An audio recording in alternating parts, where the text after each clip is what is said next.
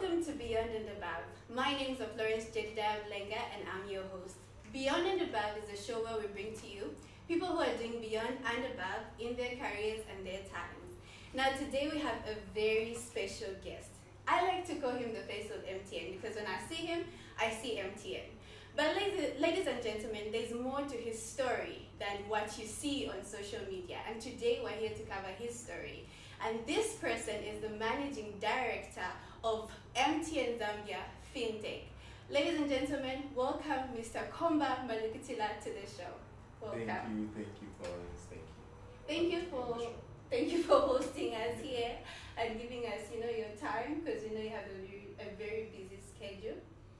All right, thank you very much. So we'll get right into it. Most of the times these days when somebody hears the word managing director, they're expecting someone who's like about 50 or something like that. And considering your age, happy belated birthday, by the way. Thank you very much.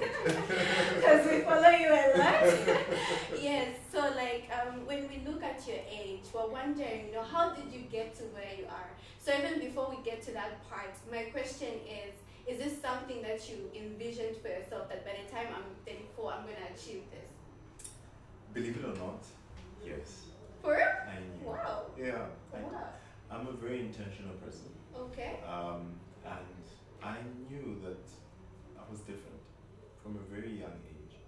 I was very clear in terms of the things that I wanted, and I really worked hard towards them. So to say that I stumbled upon it and had no idea I would end up here would not be accurate. I think accurately, I was really intentional about where I wanted to be. I'm nowhere near what I want for my life and where I know God has destined me for, and so I stay humble by the fact that I'm grateful that God has been consistent on the things that He has wanted for my life.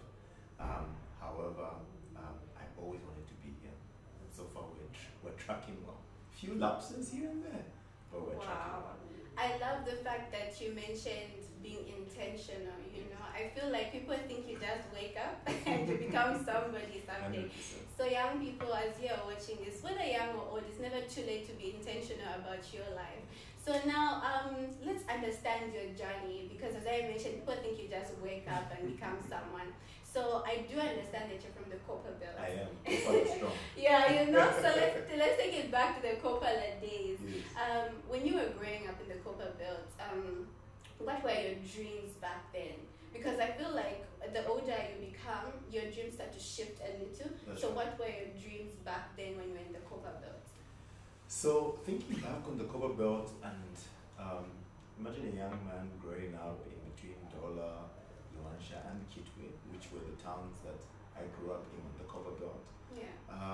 I really just wanted a platform to do better for my community. Okay. To do better for my family. I come from an average sized family, and we didn't have a lot of nice things. You know what I mean? Yes, it's a typical Zambian upbringing. Yeah. And I just wanted better for my family and my community. Yeah. And so anything that pointed to the breakout kid, everyone who lived in Kopala felt as though there were bigger opportunities in the bigger city. You come and work in the big city, and you send opportunities back home. Yeah. To either improve on the lives of the people in your community, or also pull some people who are back at home into bigger cities, see if there are opportunities for them to also go abroad, get better education, but always come back and add that value back home. And this is what I'm doing today.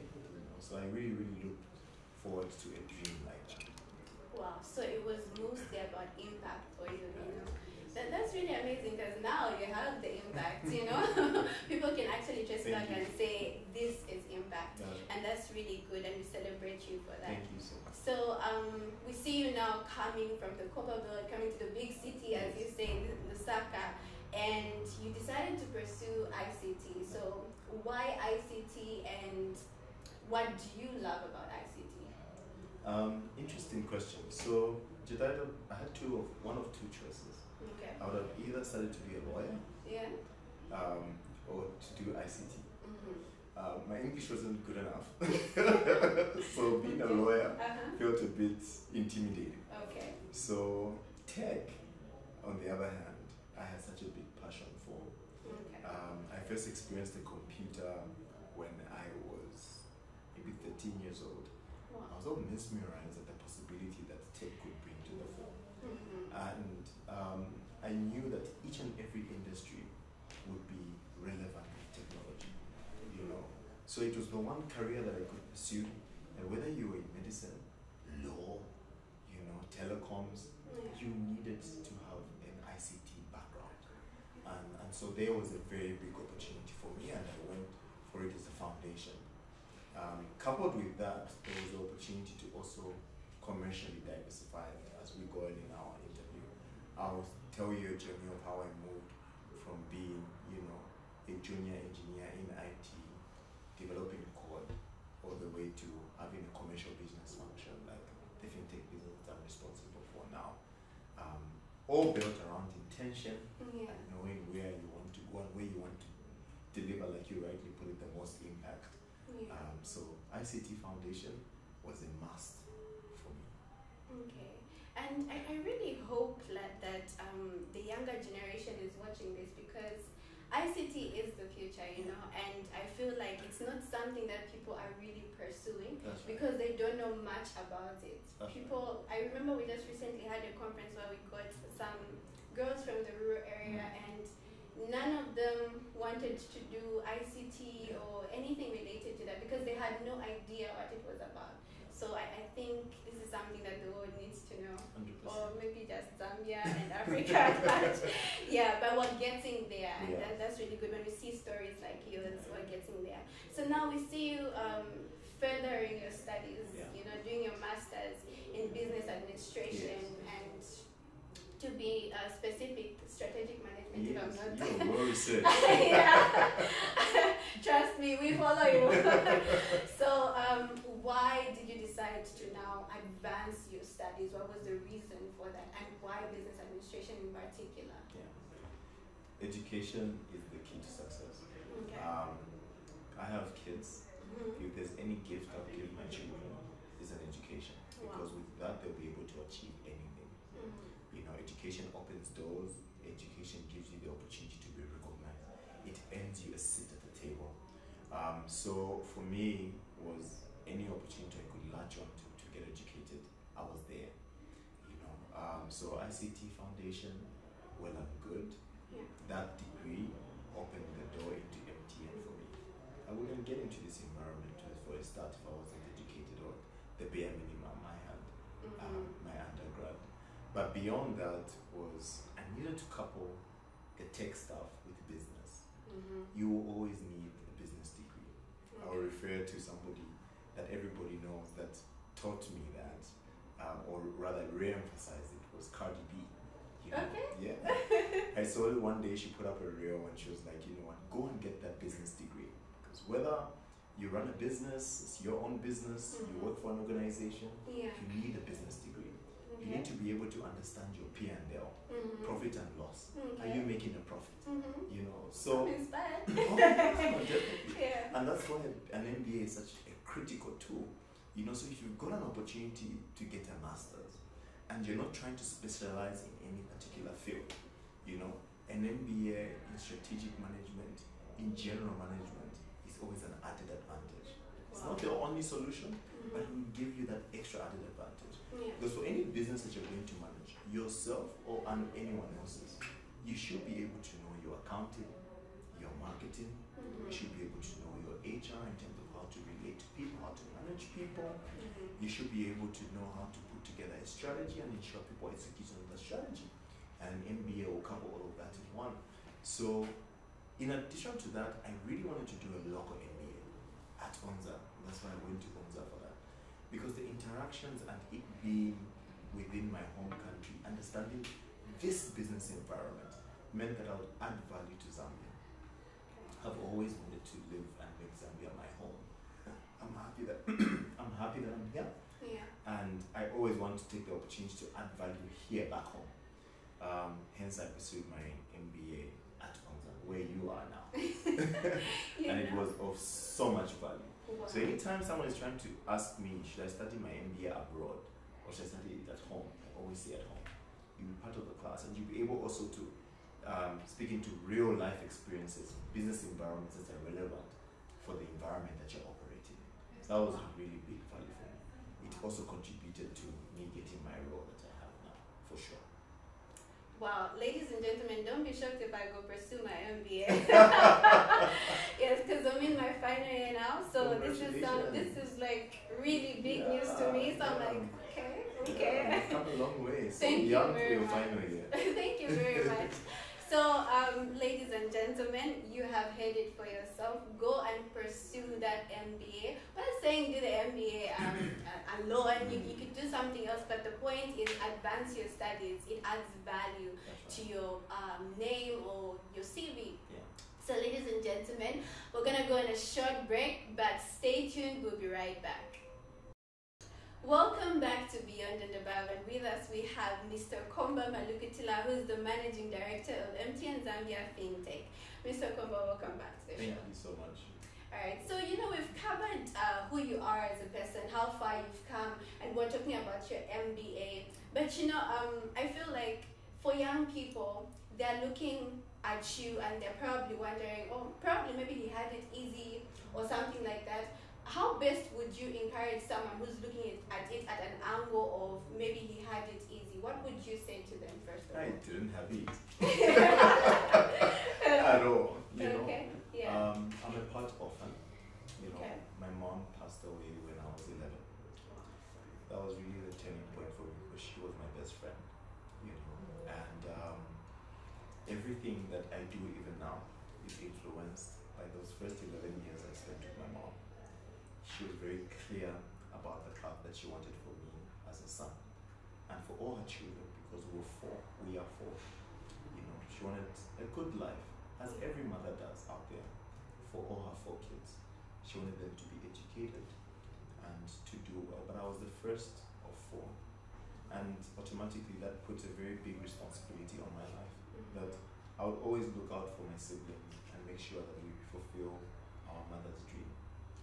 And automatically I had to grow up just like any other child in Zambia. Most of us have to we don't have a childhood. You sort of have to accelerate it, jump from being a child to an adult. Yeah, switch. You don't have time to be an adolescent. You just have to grow up really quickly, because what happens when you lose a parent and that home gets distorted is now you start living with aunts. And I was raised with my aunt and my grandmother, and they did a fantastic job. If they're listening, I'm grateful. I always tell them, they know. Wow. But they did the best that they could for me. But I didn't have it easy.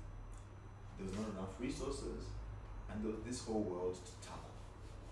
That means there was not a very big allowance for failure. Almost you have to get it right the first time. Because there was 4 of us and 4 resources to share. 1 resource, 4 people to share by. So if you don't make it, maybe we can help the next one, But if we invest well in the first one, he could do better, and then he can also come and help us look after the rest. It's a typical Zambian story. It's not a sob story. I don't feel sorry for myself. I'm happy with the life that I had because it has made me who I am today. But I would encourage anybody who's in those type of shoes is to step it up. Unfortunately, most of the time when we are faced with adversity, we blame everybody else but ourselves. You've got to take accountability for your life early on and sort of charter a path, and that's why I told you earlier in the interview that I was very clear in terms of what I wanted to achieve. I knew that I wanted to be in a leadership role. I knew that I had to make a lot of money because we had to share. It's black tax, right? Yeah. You have to share. Yeah. So you have to make enough money to send money back home. So whatever resource that I could jump onto, whether it's within school, I remember when I was in university, in addition to being in school myself, I would tutor on the side. So I do school by day and tutor other students by evening. Those that would do long distance, they are juggling work, family, home, and school. They didn't have enough of time to catch up on studies. So I would help them, and I would make a little something from that to educate myself. I also still send money back to my siblings. And so you sort of have to be creative and create opportunity, not only for yourself and for others. And that's where that clarity that you're asking came from. I'm so glad that you shared that side of your story, because I feel like when people look at you, they see a finished product. for them it's like, you probably had it easy. Yeah, I feel like people may feel that way, and it's very important that you've shared this part with us. And young people, remember accountability, responsibility, and no self-pity, because I feel like self-pity really does bring people down. It does. But when you pick yourself up, take that accountability and responsibility, you're going to do the most. I mean, there's a finished product here. Yes, so I've seen you've created a brand for yourself, and you've presented it so well. What are some of the benefits of creating a brand like the way you have created? Because I feel like most of us young people don't know the importance of having a personal brand. So tell us a little bit about branding, what it has done for you and why it's important to us. That would probably be my most favorite question. You have, Oh, wow. I doubt you beat this question. Okay. I believe in personal branding so much. Okay. You can't personal brand if you don't know thyself. Wow. Okay? Taking notes. So the first most important person in the personal brand is the person, which is you. So you've got to step out of you and look at you from the outside. First of all, get feedback. What do people see me as today? Who is Jedida the person? Get honest feedback. Almost as though you were taking a poll, an opinion poll. And let people give you feedback. So Jedida, we think you're too loud. Or Jedida, we think you're too subdued. You're too extroverted. ABC. They'll give you feedback. It's inside out. Why are you creating that brand anyway? It's for the people to be able to be inspired, to be led by the brand, right? Yeah. That's why you be investing in that brand. So I often laugh when I hear people say, "Oh, I don't care what people say." Oh. Are you kidding me? You don't care what people say? You must care. Because people buy the brand that is Jedida, right? Yes. You're doing a show today. Don't you want subscribers to your show? I do. Because when you get high ratings, then people will be able to advertise on your show, right? Sure. So how can you not care what people say? People matter. This whole world that we live in is based on people and people interaction, communication, and so on and so forth. That's what it's based on. So step out, get the feedback. When you get the feedback, decide. Commit and then execute. So decide what you want for the brand that is Jedida. What do you want for this brand? Do you want to be known as an entrepreneur, the best entrepreneur? Do you want to be known as the Fintech guy, the technology guy, but the best Fintech guy? Or the best pharmacist there is out there? You know, helping people all across Zambia? Which brings me to my next position. My next sentiment is location for your brand. You can't be a brand for everyone and everything, everywhere, right? Unless you're a Kim K. Right? But the truth is, you've got to decide what the location and your audience target market is, and to position yourself for that. Because there's sorts of social and cultural barriers that you need to appeal to when you're building a brand. Zambians will not relate to you the same way Americans will, the same way Australians will, the same way males and females will relate to you. If you want to be a brand that is driving female empowerment, for example, you've got to appeal to that. How you carry yourself out, how you come out, how you communicate must encourage female empowerment. And to be quite honest, that's one of the things that I admire the most about you. You've got such a huge young female following who don't realize that you have to step out of your shell when you're in university. But you decided and say, you know what, I'm going to be the voice of the voiceless. I'm going to speak up on an unconventional issue. I'm going to show that little young girl on the Komba belt that is 4 years old, 5 years old, watching your show, that you know what, it is possible and it can be done. So you position yourself for that, right? And so you'll be amongst more women and more girls, encouraging them. So there are many programs and many people who have positioned their brands for that. A good case in point is, I like to give is Norena Chitawa with her Cooper's Girls. You've seen how she positions it for young girls and young women, such an inspiration to them. Another good one is Liz Ingamil, my friend, with the When Female Lead movement. It's very intentional. It's female in leadership. So everything that she does, how she carries herself, how she packages herself, is for that young girl who's watching. I just want to be like you. Right? So positioning, personal mastery, understanding who you are, and then positioning yourself for that is very critical.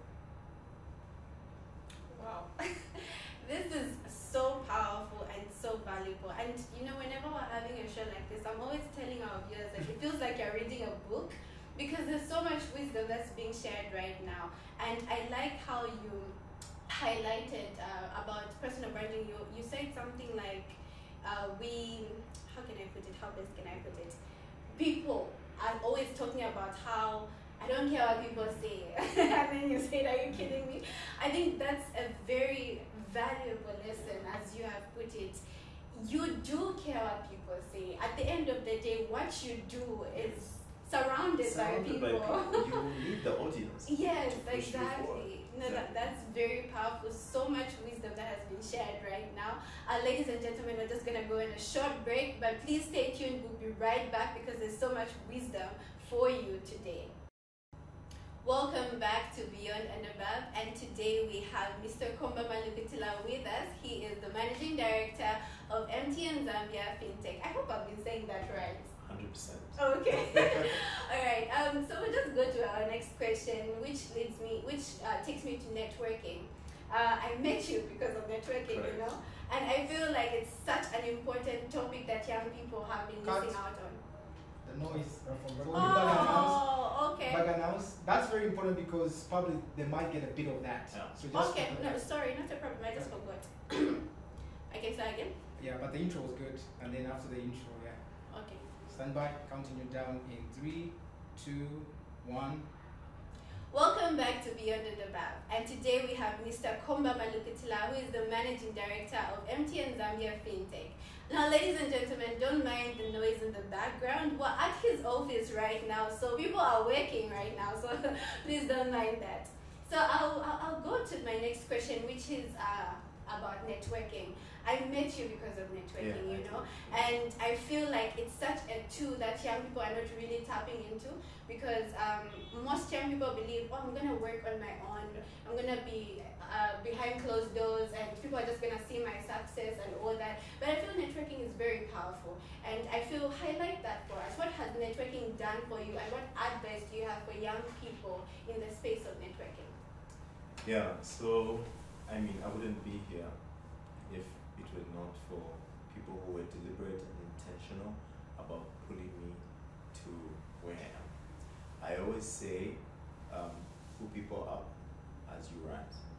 You know, there's such a symbiotic energy about supporting one another. It's very critical to network. I'm sure you know the saying, your network is your network. It's the same people buying and selling to each other. If you don't maintain a strict and energetic network, you probably won't succeed at anything in this life. No man is an island. Whereas mobile network provider, right? So who best to ask this question? Exactly. So we do everything from loyalty programs and keep on giving you the best offers because we realize the value of networking. How frugal the absence of it can be. People are gullible. They'll always go to the next best thing. So it's the same will apply in your career and in your area of work as well. You are always going to need somebody to pull you up or to pull somebody up. And that's what networking is all about. We met you at the last WWF MTN partnership, and you gave that great, fantastic speech. Thank you so And much. based on that speech, I mean, just speaking of it, I was very inspired. And I can't remember half the things that you said. I remember how you said it. It was such an authenticity and eagerness and vibrance in the room when you took to stage, right? And that's what I hope for every young girl out there. And you were very authentic about what you were afraid of. Your opening statement was something like, very nervous to be beyond you, be in front of you here. And I'd really like for you guys to make it a little easier for me. And everybody instantly relates because they remember a time they were nervous. Other people are ministers, CEOs, and they still get nervous, right? We all get nervous. But that environment was a good opportunity for us to network. And you were able to pick up my number and follow up and say, you know, we'd like to have an audience with you and make conversation. And that opens up all sorts of doors. You know, this discussion, we don't know who will pick up on this discussion and say, you know what, I also want to speak to Jidada and get onto our platform. You know, so I cannot overemphasize on the value of networking. It's really good for businesses, it's really good for personal relationships, whether you're an entrepreneur, create deliberate platforms to network. But as you want to take from the network, be intentional about pulling people up and supporting them and guiding them. And for me, I believe it's highly spiritual because what you give, you get what you give out there. Yeah. Well, that's very powerful, and you did highlight the fact that no man is an island and all that. I feel it would lead me to my next question, which is about mentorship. Have you had mentors in your life? And first of all, let me take you back to being managing director. People don't just become, and I think I keep mentioning it. So aside from your academics that have pushed you this far, what else has gotten you this far? And do you have mentors? Is mentorship important to us? All those things, just try to explain that for us. So I'd like to go on the record to say my mentor is actually a woman. Oh, nice. She was my first female boss. Wow. And I don't want my other bosses that I've had and I have to put me on the chopping board here. Okay. But she's probably one of the best I've ever had as a boss. She shaped and mentored me quite a bit. And I've been mentored and led by a lot of strong women. My aunt, my grandmother that raised me, is probably one of my most significant mentors that I have. And she carries on to mentor me even now, all the way from Canada to Kitwe, checking on me in terms of, how am I making my decisions, what are the basis for my decisions. I can tell her a business situation and she can really simplify it, and tell me something like, maybe employ a bit of empathy, with your team and get to understand them beyond just the office environment. See, maybe the person you're struggling with at work could be going through something that is beyond just what you see. So have you taken a little bit of time to just sit them down and check? Maybe you want to give them some time off and they'll be more productive when they come back. That's the kind of mentorship. I'm like, oh yeah, I've only been focused on the technical stuff. There's all this soft stuff that is very cardinal to leadership. And because of so much wisdom, she's 85 years old. You can imagine what she has seen and experienced at 85 years old. She's able to add value. But I love working with women in general, which brings me to my next point. Women are very thorough, very committed, and they can be very driven. So I see that there's a lot of value that can come by being mentored by a woman, working for a woman, working with women, and having also women reporting into you. And I will never change a thing about my mentorship journey. And in turn, I also like to mentor. And also being quite deliberate and intentional about it. There's a difference between coaching, giving advice, and mentoring someone. The three are very different. When you put someone through mentorship, it's a program. You've got to understand where the person is at now, do a proper diagnosis, put together the program, follow through with the program, set milestones, and be able to see how you're, checking in with them and seeing how you're going along the path that the mentee is supposed to go on. So I see a lot of people giving people advice out there and coaching people and saying, I'm a mentor. My encouragement to my fellow leaders out there, if you're really going to take on a task of mentoring somebody, put together a deliberate program for them and follow through as you have been supported in the past. Wow, that's very powerful, and I feel like that's something that people have ignored. Like they just go about their lives and saying, I don't need advice, I'm okay, I go to where I am on my own, without realizing that it was actually the advice from different sources that got you to where you are. Because you mentioned how your grandma, she deliberately, helps you out even in technical things. She's there to help you and to guide you. And young people, that's very necessary. Mentorship is very necessary. And you became a young executive in your 20s, you know what I mean? So what challenges did you experience before becoming an executive, and what are some of the advantages you had experienced after becoming an executive? So before, challenges, then after, advantages. So like you rightly put at the beginning of the interview, I'm fairly young. And you can imagine then, when I was trying to become an MD. So I'll give you some key milestones. I worked for MTN, so I'm 34. Okay, 10:34 this past weekend. I worked for MTN for 13 years. So I was 20 when I was getting into MTN. I joined as a junior engineer, and by the time I was 22, I became manager. Wow. By the time I was 25, I became senior manager. Oh. By the time I was 29 is when I became a department head, and by 30 I became a CEO. Oh. So it was very quickly and fast paced. It was very quick and fast paced. And really at the core of it all was a lot of supportive people who were very intentional about my progress. At the core of it all, there was a lot of commitment on my side. You know, and putting in the work, putting in the extra hours, sleeping less. But the most difficult thing was constantly having to prove myself. You know, I constantly had to prove I deserve the seat at the table. And not any fault of the organization, but we're young. Now when I'm a leader, I understand the accountability of employing a young person. It's huge. Because they could also just be adolescent and juvenile and irresponsible and so on and so forth. All the things that come with being young. So when you're younger, you're exploring life a little bit. You know, you're taking a whole lot more chances, and you don't care as much as an adult, because by the time you're an adult, you've got responsibilities, you've got a home, you've got kids. So there are a lot of things that have to keep you grounded, because it's not only about you, it's about other people. So I faced situations, especially when I was just about to get into EXCO. My previous boss, another one that I owe so much, is now the CEO of MTN South Africa. And he told me, you know, I know you want to become an exec. I know you want to. And technically, you're great. You're ready. But I'm worried that you're young.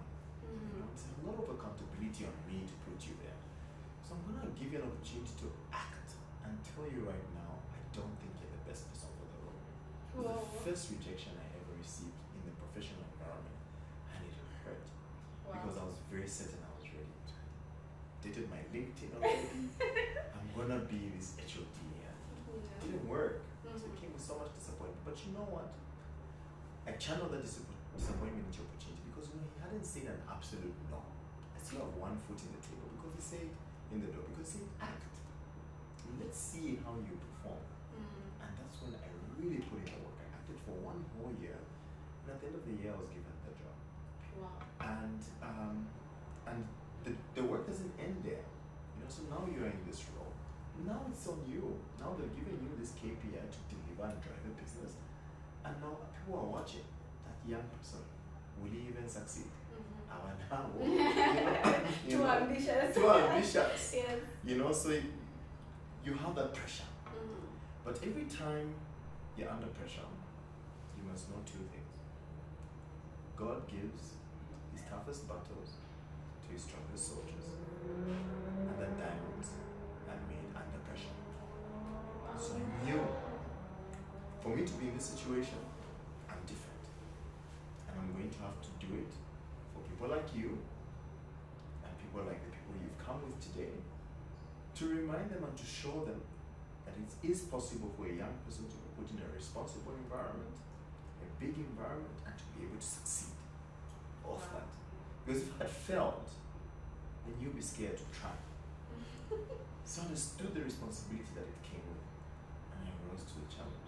I'm still in the challenge right now. Because every time you say you follow me, it's a lot of pressure. On the back of a lot of pressure. Like Chitaida is watching, you know what I mean? Yeah. I can't let her down. I can't let me down. So yeah. Wow. This is so powerful, and I'm so glad that you've gotten to run us through, first of all, the achievements, because people need to know, you know, you've worked hard for this. There's so many awards out there, and it's very inspiring to see all this. We really celebrate you, honestly, and for us to follow you this much. I'm sure you saw from Miss Olivia, she was so excited when you walked in. So that shows you that people are celebrating you, like excited to see what you have achieved, and it doesn't come easy, as you have highlighted. Young people, you need to work hard. You need to put in the work. You don't just become. That's right. Now I feel so bad that we have to conclude the show, but I'm sure there's so many platforms where people will get to learn more about you, and I hope this gets to reach out to as many people as possible. I hope you write a book one day. Inshallah. Yes, so just to conclude, what are your last words, closing remarks, and yeah. So first of all is to thank you and your team for taking the time out, and I'll speak to them here, taking the time out for coming here and spending time with us here at MTN. So the last thing I probably want to say is, nothing happens by accident. There is a reason you are where you are when you are where you are. No one is late. You are not late. You're not in competition. You are where you are supposed to be today. Don't feel pressure to be like the next person. Be as beautifully authentic as you are. In authenticity, you will do your best work and bring your best foot forward in your own lane, still checking what others are doing, but only to guide you on the things you must learn and the things you must unlearn. But at the end of the day, this is your journey, this is your path. I am not the benchmark, I'm not the stereotype. I'm just a category that you can draw inspiration from. But at the end of the day, this is your race. And God makes things perfect in His own time. So your time is coming. Wherever you are out there, your time is definitely coming. And take the nuggets that you've learned today and the many others that you will learn from out there to make the best you that they could possibly be. And that's it. Wow. Thank you so much for hosting us, first of all. And secondly, viewers all across the globe, because I'm having faith that this is going all across the globe. I hope you've learned a lot of things from this show. That was Mr. Komba Malukutila, and he is the managing director for MTN Zambia Fintech, and he has shared so much wisdom with us, and I hope you've been taking note of every point. Now, unfortunately, we have to come to the end of this show, but please do stay tuned and watch us next time. See you. My name's Florence Jedediah Mulenga, and please catch us next time on Beyond and Above.